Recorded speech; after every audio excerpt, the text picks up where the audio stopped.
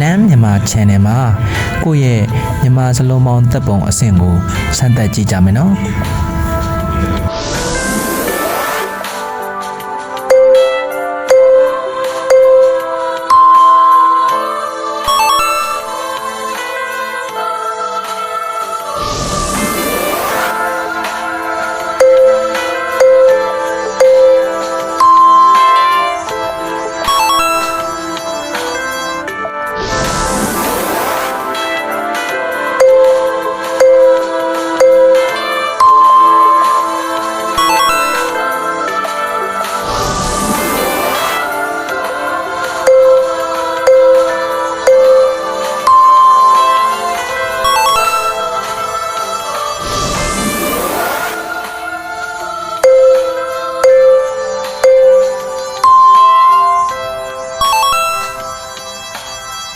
ကဲဘယ်နှခုမှန်လဲ comment ရေးခဲ့ပါ